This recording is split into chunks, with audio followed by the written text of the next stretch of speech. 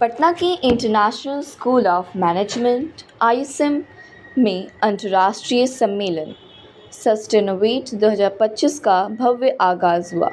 2 दिवसीय इस सम्मेलन का आयोजन आंतरिक गुणवत्ता आश्वासन प्रकोष्ठ IQAC द्वारा किया गया है। इसका उद्देश्य सतत नवाचार यानी सस्टेनेबल इनोवेशन पर वैश्विक शोध दृष्टिकोणों का आदान प्रदान करना है। इस 2 सम्मेलन का उद्घाटन हाइब्रिड मोड में हुआ, जिसमें देश विदेश से आए 115 से अधिक शोधार्थियों, उद्योग विशेषज्ञों और शिक्षाविदों ने भाग लिया।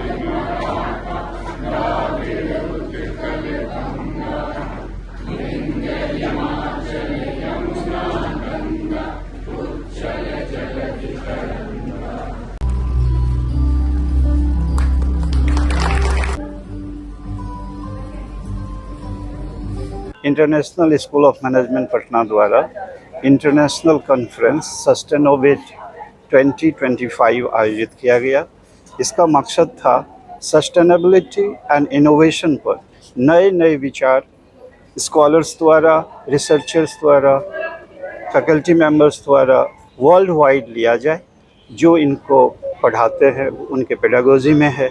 और आज बहुत खुशी है हमें हर्ष है यह कहते हुए कि आज के दिन इस कॉन्फ्रेंस में UAE से, US से, इंग्लैंड से, मलेशिया से, सिंगापुर से स्कॉलर्स जुड़े एंड रिसर्च स्कॉलर्स भी जुड़े हैं।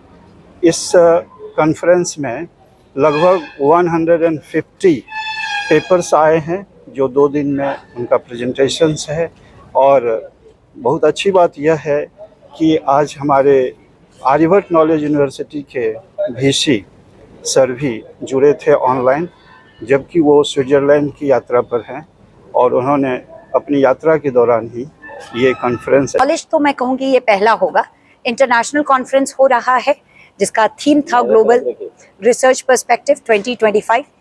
इस कॉन्सेप्ट का पीछे एक मकसद था कि हम रिसर्च को बिहार में और भी ज़्यादा फैला सके, विस्तार कर सके, क्योंकि कई बार ऐसा कहा जाता है कि रिसर्च होता ही नहीं है बिहार में, शोध का कोई ऐसा स्कोप नहीं है।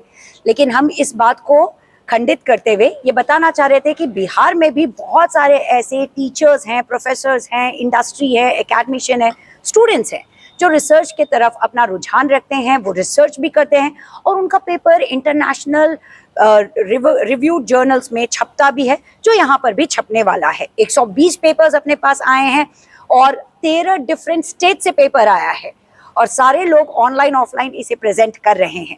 तो ये बिहार के लिए गौरव की बात है।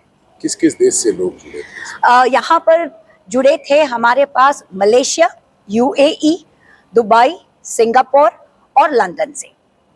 कॉन्फ्रेंस था जिसका टॉपिक था ग्लोबल प्रोस्पेक्ट सस्टेनोवेट 2025। ISM पटना में आयोजन किया गया। बेसिकली हमारा उद्देश्य यही था कि हम ग्लोब लेवल से अक्रॉस ग्लोब हम लोगों को यहाँ बुलाएं और लोग आपस में इंटरेक्ट कर सके। हमारे स्टूडेंट जो ISM पटना के हैं वो उनके साथ उनके जानकारी को साझा कर सके, उनके साथ रूबरू हो सके, उनको जाने कि आखिर एकेडमिक लेवल में क्या क्या डेवलपमेंट्स हो रही हैं। और ये एक ISM पटना मैं कहूँगी कि एक ऐसा प्लेटफॉर्म हमने तैयार किया जहाँ पे जितने भी एकेडमिशियन थे हम लोग यहाँ पे जुड़े